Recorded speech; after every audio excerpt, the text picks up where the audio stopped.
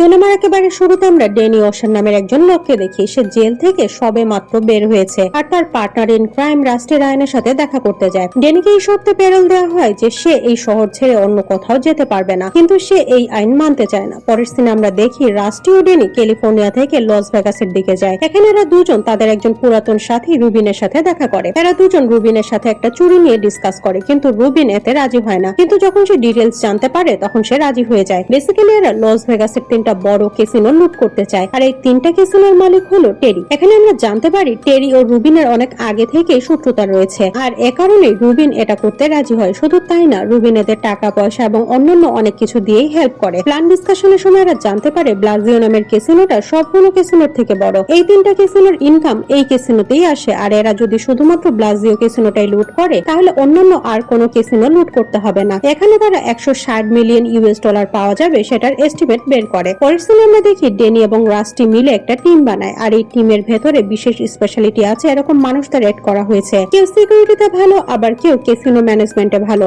আবার কেউ আছে যে খুব ভালো এক্সপ্লোসিভ বা বিস্ফোরকের ব্যাপারে নলেজ রাখে। এখন সব টিম মেম্বার মিলে খুব ভালোভাবে প্রিপারেশন নেয়। আর এই ব্লাজিও ক্যাসিনোটার বাইরে কত সিকিউরিটি আছে, কতগুলো মানুষ আছে, এটার ভেতরে কারা কারা যাওয়া আসা করে, আর কখন স্টক শিফট করা হয় সবকিছুর উপরে নজরদারি করে। এর সাথে এরা ব্লাজিও ক্যাসিনোর সিকিউরিটির ভোল্টের মতো দেখতে একটা সেম ভোল্ট বানায়, যাতে করে তারা এটা ভেঙে এটার সিকিউরিটি সিস্টেম টেস্ট করে দেখতে পারে। যখন তারা সত্যিকার অর্থেই চুরি করতে যাবে তখন যাতে কোনো প্রবলেম ফেস করতে না হয়। এখন এখানে টেরি জানতে পারে তার এক্স ওয়াইফ আসলে ড্যানির গার্লফ্রেন্ড। যেহেতু টেরি ড্যানির ব্যাপারে জানে, তাই যেদিন এরা চুরি করবে সেদিন ড্যানি নিজেই সেই ক্যাসিনোতে গিয়ে অপেক্ষা করতে থাকে, যাতে করে তাকে সবাই দেখতে পায়। টেরি যখন তাকে দেখে তখন তার সন্দেহ হয়, তাই ড্যানিকে ধরে সে একটা ঘরের ভেতরে আটকে রাখে। এখানে একজন বাউন্সার ড্যানিকে মারার জন্য আসে, কিন্তু ড্যানি অনেক আগে থেকে এই বাউন্সারকে অনেকগুলো টাকা দিয়ে ম্যানেজ করে রেখেছিল। এখন সে ছাদে ওঠার জন্য ড্যানিকে হেল্প করে। ড্যানি ছাদের একটা এয়ার ভেন্ট ওপেন করে দেয়, আর এর ফলে সেটার ভেতর দিয়ে তার টিম মেম্বার ভেতরে আসতে শুরু করে, আর এরা এই ঘরের ভেতর দিয়ে সিকিউরিটি রুমে যেতে পারবে। এখানে সেই ভোল্টটা আছে যার ভেতরে অনেকগুলো টাকা রয়েছে। এখন এরা সেই ভোল্ট রুমে চলে আসে,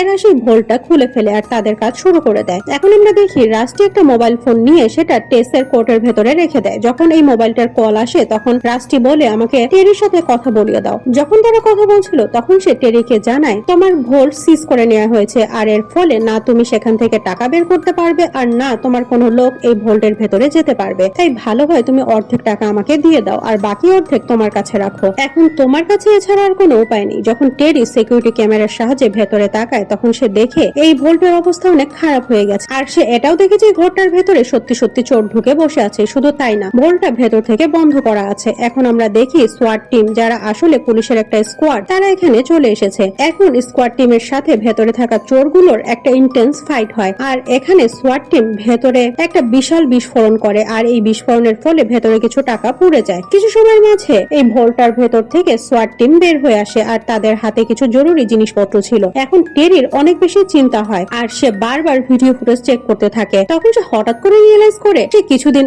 আগে তার ভোল্টের মেঝেতে ব্লাজিও লিখে রেখেছিল, কিন্তু এই ফুটেজে সেই লেখাটা একেবারেই দেখা যাচ্ছে না। এটার কারণ কি? আর এখানে আমরা এই সিনেমাটার আসল কাহিনী জানতে পারি। আসলে ড্যানির বানানো সিকিউরিটি টিম একটা ফেক ভিডিও ফুটেজ রেকর্ড করে, আর সেটাই টেরিকে বারবার দেখানো হয়। আর এটা আসলে তার ট্রেনিং এর জন্য নিয়ে আসা যে ভোল্টটা ছিল সেটার ফুটেজ। একটু আগে যে সোয়াট টিম ভোল্টের ভেতরে ঢুকে চোরদের সাথে ফাইট করছিল, আসলে এরা কোনো সোয়াট টিম ছিল না, বরং এরাই ছিল আসল চোর। আর এখন ড্যানি টেরিকে বোকা বানিয়ে তার টাকা লুট করে নেয়। তারা সেই ব্যাগে করে অন্য কোনো কিছু নয়, বরং টেরির ভোল্ট থেকে টাকা চুরি করে নিয়ে যায়। এরা টেরি এবং তার সিকিউরিটি টিমের সামনে দিয়ে হেঁটে যায়, কিন্তু কেউ ঘুণাক্ষরেও কল্পনা করেনি যে এরাই আসল চোর, আর এদের ব্যাগের ভেতরে কোনো অস্ত্র নয়, বরং ভোল্টের ভেতর থেকে চুরি করে আনা টাকা রয়েছে। পরের সিনে আমরা দেখি ড্যানি ওশান এখানে এখনো সেই ঘরটার ভেতরে বাউন্সারের সাথে লক হয়ে আছে, আর এই ঘরটার ভেতরে কিছুক্ষণ আগে টেরি তাকে বন্দি করে রেখেছিল। টেরি খুব ভালো মতোই জানে এই সব কিছুর পেছনে ড্যানির হাত আছে, কিন্তু তারপরেও ড্যানি অনেক ইনোসেন্ট বিহেভ করতে থাকে, আর তার এই চুরিতে কোনো ইনভলভমেন্ট ছিল না সেটা